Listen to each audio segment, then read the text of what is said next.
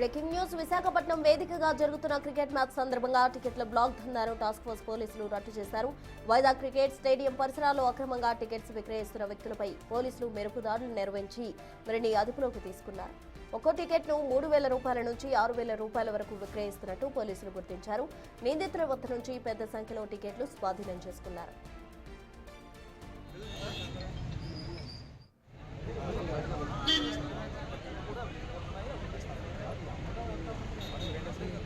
Club stand అయితే మాత్రం 10 మందులు వస్తుంది.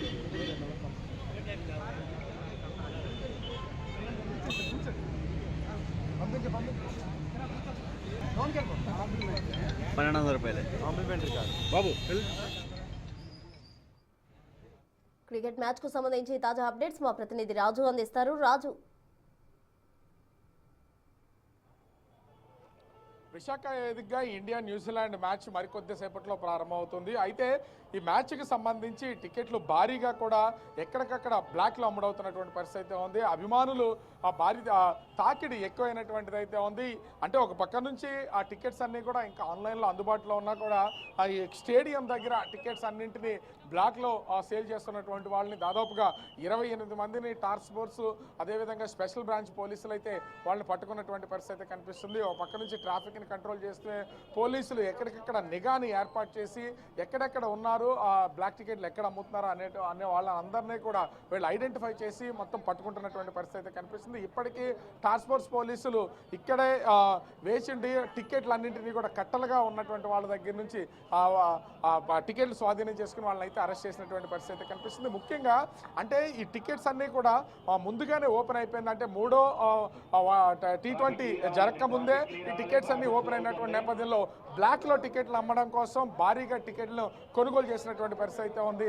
తర్వాత ఈ సిరీస్ని కైవసం చేసుకున్నటువంటి నేపథ్యంలో 4th మ్యాచ్కి కొంత ఇంపార్టెన్స్ తగ్గింది.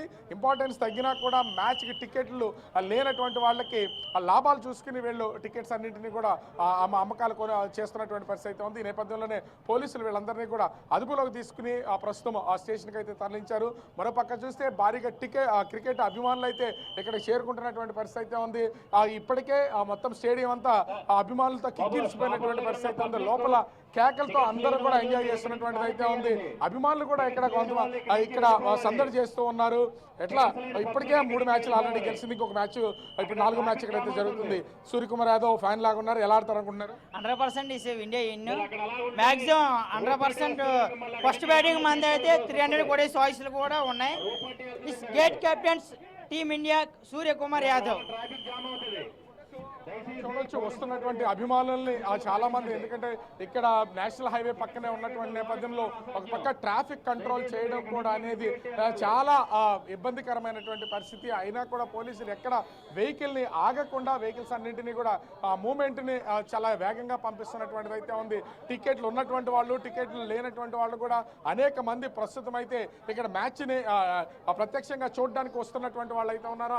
అలాంటి వాళ్ళందరూ కూడా ప్రస్తుతం ఎవరి దగ్గరైనా టికెట్స్ దొరుకుతాయేమో, స్నేహితుల దగ్గర అయితే బ్లాక్లో కొనుగోలు చేయడానికైనా సిద్ధంగా ఉన్నటువంటి పరిస్థితి అయితే ఉంది. అభిమానులతో ప్రస్తుతం ఈ స్టేడియం ముందు నేషనల్ హైవే అంతా కూడా ప్రస్తుతం అయితే బ్లాక్ అయిపోయినటువంటి పరిస్థితి అయితే కనిపిస్తుంది. ఎందుకంటే ఇప్పటికే అంటే గత సంవత్సరం 13 T20 అదేవిధంగా ఈ వన్డే మ్యాచ్లు IPL మ్యాచ్లు వన్డే మ్యాచ్లు జరిగాయి. ఈ సంవత్సరం కూడా ఎక్కువ మ్యాచ్లు అవకాశం అయితే ఉందని చెప్పినటువంటి నేపథ్యంలో విశాఖ స్టేడియంకి ఒక అంటే క్రికెట్ అభిమానులు తాకిడి రాను ఎక్కువ అవుతున్నటువంటి పరిస్థితి కనిపిస్తుంది.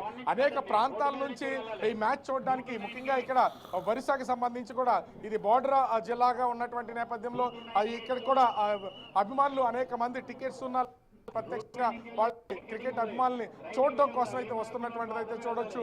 వచ్చే ప్రతి అభిమానుల్ని ముఖ్యంగా చూస్తే ఇంకా క్యూ లైన్లు అనేవి కంటిన్యూ అవుతున్నాయి. ఎందుకంటే మ్యాచ్కి సంబంధించి మరికొద్ది సేపట్లోనే మరొక అరగంటలో మ్యాచ్ స్టార్ట్ అవుతుంది. ఆ మ్యాచ్ స్టార్ట్ అయ్యే లోపు కూడా లోపలికి వెళ్ళడానికి వస్తున్నటువంటి అభిమానులు తాకిడి అనేది ఎక్కువ అవుతున్నటువంటి పరిస్థితి అయితే ఉంది.